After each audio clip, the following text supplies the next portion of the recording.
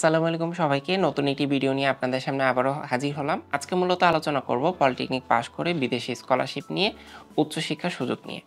তবে চলুন আজকে ভিডিওটি শুরু করা যাক। প্রতি বছর এসএসসি দেওয়ার পরে বহু শিক্ষার্থী ডিপ্লোমা ইঞ্জিনিয়ারিং প্রোগ্রামে কিন্তু ভর্তি হয় বা পলিটেকনিকে ভর্তি হয়।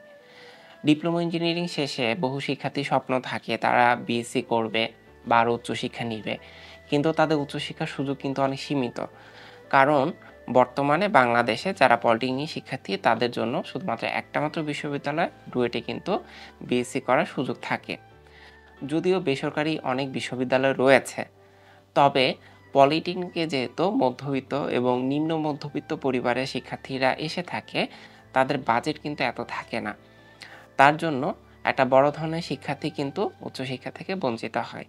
যার কারণে প্রতি বছর বহু শিক্ষার্থী কিন্তু বিদেশে উচ্চশিক্ষার জন্য কোন দেশে স্কলারশিপের সুযোগ আছে তার জন্য খোঁজখবর করে থাকে। এবং প্রতি বছর একটা বড় ধরনের পলিটেকনিক শিক্ষার্থীরা কিন্তু বিভিন্ন দেশে স্কলারশিপে কিন্তু গিয়ে থাকে। আজকে মূলত আলোচনা করব পলিটেকনিক শিক্ষার্থীদের বিদেশে স্কলারশিপ সহ উচ্চশিক্ষা সম্পর্কে। পলিটেকনিক শিক্ষার্থীদের বিদেশ উচ্চশিক্ষার কথা যদি বলি, তাহলে শুরুতেই যে নামটা আসে সেটা হচ্ছে চীন। কারণ চীন বর্তমানে পলিটেকনিক শিক্ষার্থীদের জন্য সবচাইতে ভালো মানের স্কলারশিপ দিয়ে থাকে এবং সবচাইতে বেশি সংখ্যক স্কলারশিপ দিয়ে থাকে। তার জন্য প্রতি বছর বহু শিক্ষার্থী কিন্তু চায়নাতে যাচ্ছে ব্যাচেলর করার জন্য বা বিএসসি করার জন্য। এখন আসি, এত দেশ থাকতে চীন কেন? চীন এ কারণেই, কারণ চীন পলিটেকনিক শিক্ষার্থীদের সবচাইতে বেশি স্কলারশিপ দিচ্ছে, সেটা তো উল্লেখ করেছি। সেই সাথে আপনি যদি ফুল ফ্রি স্কলারশিপও পেয়ে থাকেন, তারপর কিন্তু আপনার একটা কস্টিং আছে। যেমন এয়ার ফেয়ার আছে, আপনার খাবার খরচ আছে।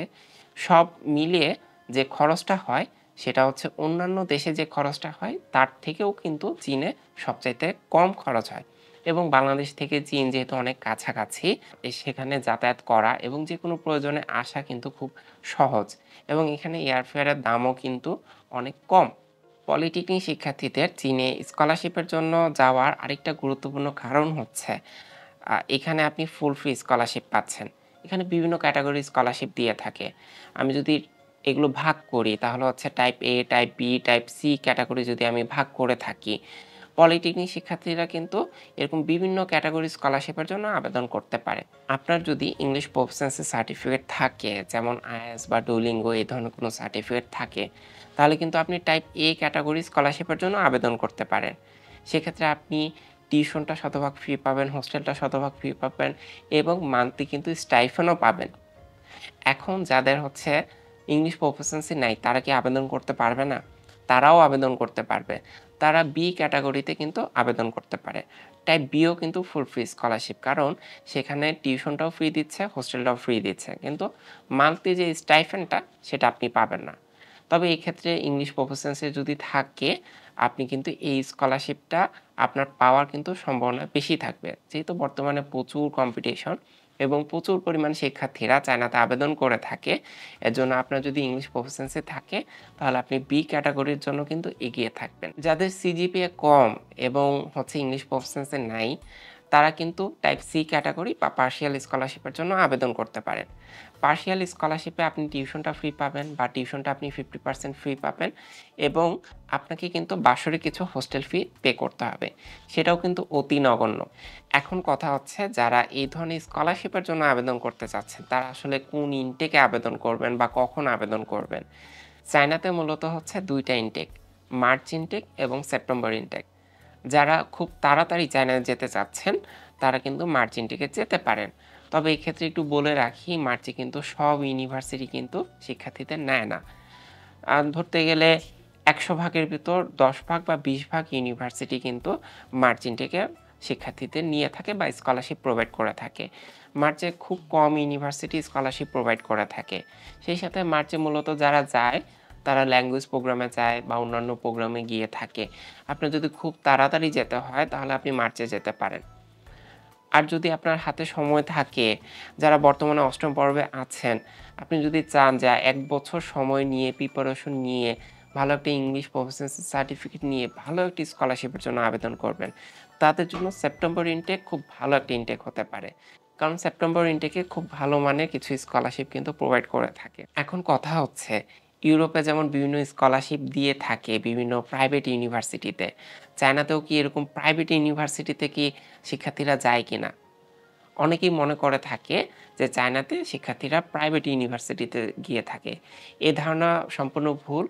চায়নায় যেই ইউনিভার্সিটিগুলো আপনাদেরকে স্কলারশিপ প্রোভাইড করবে সেগুলো প্রতিটাই হচ্ছে পাবলিক ইউনিভার্সিটি এবং সেগুলো ওয়ার্ল্ডের টপ র‍্যাংক ইউনিভার্সিটি। চায়নার গভর্নমেন্ট বিদেশি শিক্ষার্থীদের আকৃষ্ট করার জন্য প্রতি বছর শত শত শিক্ষার্থীদের কিন্তু স্কলারশিপ প্রোভাইড করে থাকে এবং সেসব বিশ্ববিদ্যালয়ে পড়াশোনার মান হচ্ছে ওয়ার্ল্ড ক্লাস। অনেকেই মনে করে থাকে চায়নাতে গেলে কি আমি চাইনিজ মিডিয়ামে পড়বো কিনা বা চাইনিজ ভাষায় পড়বো কিনা। যারা ইন্টারন্যাশনাল শিক্ষার্থী তাদেরকে কিন্তু পড়াশোনাও করা হয় ইংলিশ মাধ্যমে। এর জন্যই কিন্তু আপনার ইংলিশ প্রফিসিয়েন্সি সার্টিফিকেটটা কিন্তু খুব বেশি জরুরি। আপনার যদি সার্টিফিকেটটা না থাকে বা ইংলিশে দক্ষতা না থাকে, সেক্ষেত্রে ক্লাস করতে কিন্তু আপনার অসুবিধা হবে। আর চায়নার বিশ্ববিদ্যালয়গুলো ইন্টারন্যাশনাল শিক্ষার্থীদের ইংলিশ মিডিয়ামেই কিন্তু পড়িয়ে থাকে।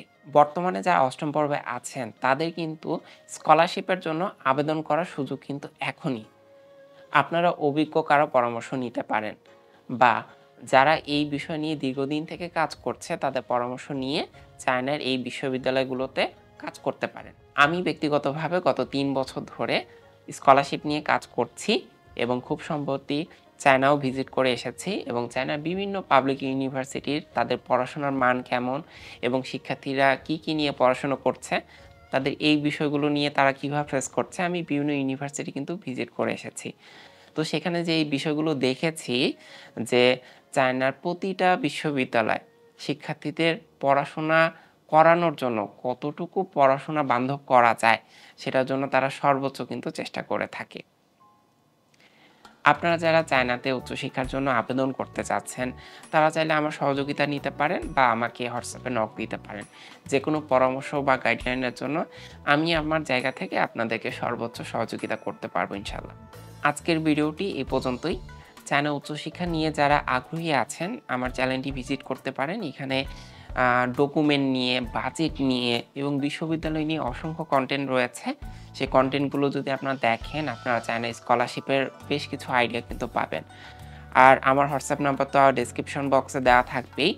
আপনারা যদি আরও কোনো তথ্য জানতে চান, তাহলে সরাসরি আমার হোয়াটসঅ্যাপে নক দিতে পারেন বা আমার ফোনে কিন্তু কল দিতে পারেন। আমি সর্বোচ্চ চেষ্টা করব আপনাদেরকে তথ্য দিয়ে সহযোগিতা করার। পরবর্তী ভিডিওতে আপনাদের সাথে আবারও দেখা হবে ইনশাআল্লাহ। আপনারা আমার কাছ থেকে কী ধরনের কনটেন্ট চাচ্ছেন, কী ধরনের তথ্য চাচ্ছেন, কমেন্ট বক্সে লিখতে পারেন। আমি আপনাদের মতামতের উপর ভিত্তি করে সেই ধরনের কনটেন্ট নিয়মিতভাবে দেওয়ার চেষ্টা করব। সবাই ভালো থাকবেন, সুস্থ থাকবেন। আল্লাহ হাফেজ।